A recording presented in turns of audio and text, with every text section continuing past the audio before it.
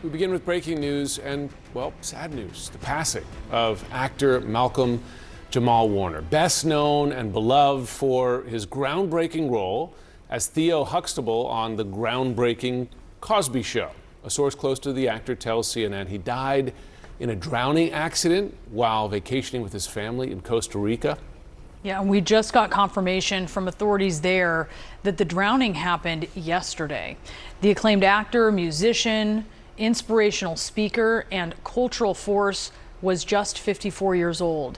Joining us now with more details is CNN entertainment correspondent Elizabeth Wagmeister, along with CNN entertainment reporter Lisa France. Elizabeth, what else are you learning here?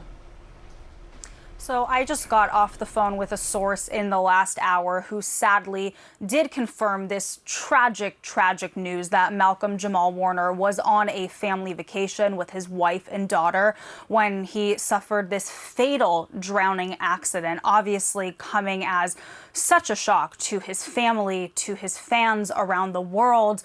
I mean, this is a true accident, and his family, I hear, is just besides themselves, as you can understand. Now, I do want to note that this was not just a TV icon who had such profound impact on American television and American culture, but he was working up until his death at the young age of 54 years old. Many child stars have a tough time when they are on an iconic role. They can be typecast, but he continued working repeatedly throughout the years. And I have to tell you, everybody who worked with him loved him. He had a stellar reputation. I was talking with someone who worked very closely with him who is crying and just cannot believe that this has happened. So he had a wonderful reputation on and off the screen, and I had the chance to meet him when he was on the show, The People versus O.J. Simpson, and he was just such a lovely man. So this is just tragic news that will absolutely impact so many, those who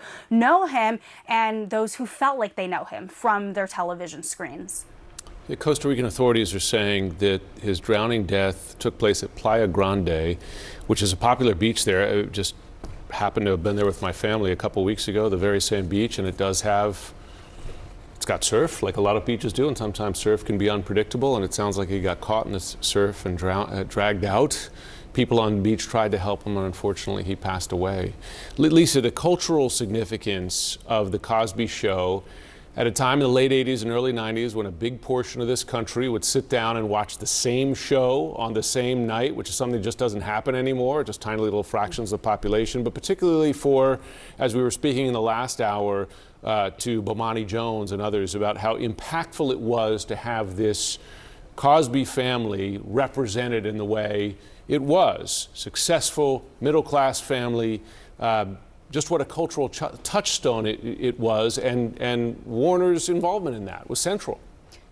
Absolutely. And Jim, Malcolm Jamal Warner was family. He was absolutely family, and the black community is grieving, just like they did with Chadwick Boseman and Kobe Bryant, because when you have a black celebrity, especially a black man who is representing the black community, you know, representation really does matter. We say that, but it's so very true. And when it came to Malcolm Jamal Warner, he was like our brother. He was like our cousin.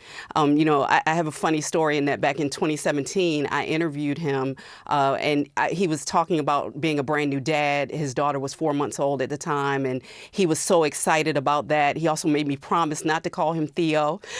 He said as much as he loved the role, you know, his name was Malcolm. And a year later, I was supposed to interview him and do a set visit on the set of The Resident, which was another show that he was beloved for. And I got sick. I caught the flu, and I posted about not being able to see him and not being able to go to see Childish Gambino. I had tickets with friends, and he came in my comments on social media, and he said that, you know, basically he was sorry that I was sick, but could he get those Childish Gambino tickets? And that was Malcolm Jamal Warner. He was just like funny. And then his co-star came in and co-signed and said, yeah, we're down for that 100%. Like, can we get your tickets? And I mean, that was the thing. Like, we felt like we knew him from TV, but also, as Elizabeth points out, he was just beloved as a human being, as a person, as a man who loved music, as a man who loved culture. And he fully understood what he meant, Jim, to the black community, playing that role, being able to see an affluent black family on TV. It was the first time, it was groundbreaking, and it still hits hits you in the gut when you watch it, how important and vital the Cosby Show was. And this is, I can't state enough what a huge loss this is. This literally feels like we have lost a family member today. It certainly does. And stand by for us, if you would, Lisa and Elizabeth, as we bring in Van Jones, CNN host and founder of DreamMachine.org. He's on the phone with us. Van, how are you reflecting on this?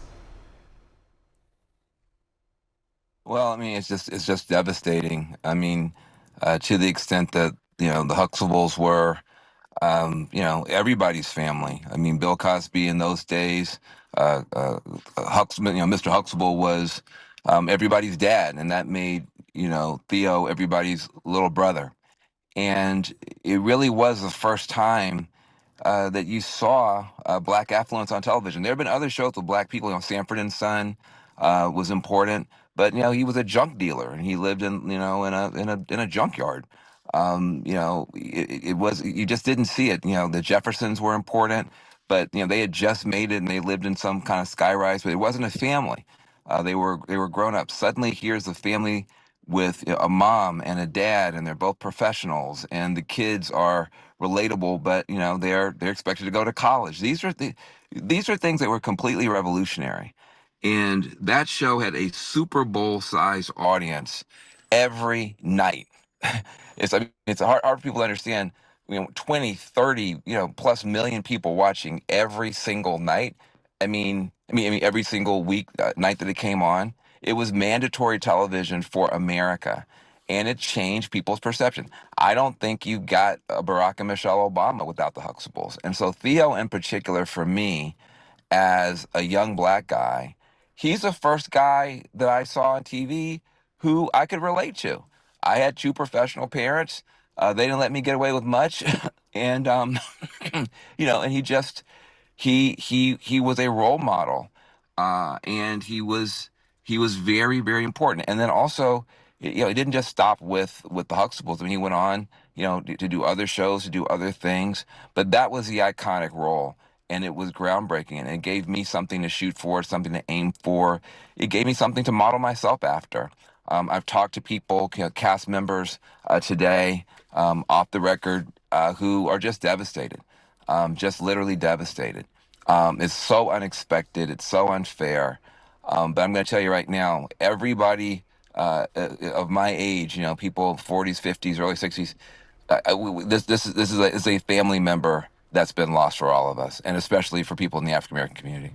The show went off the air 33 years ago, I think, 1992. Since then, he has continued his career. He won a Grammy for R&B performance. He had a show opposite Eddie Griffin, Malcolm and Eddie, and more recently a podcast. And I just want to quote Van to him on the podcast just last year, speaking about some of the cultural issues that you were just describing and his place in them. He said, when we talk about the black community, we tend to speak of it as a monolith, when the reality is there are so many different facets of the black community. And we wanted to have a space where we can really explore, discuss, and acknowledge all those different aspects.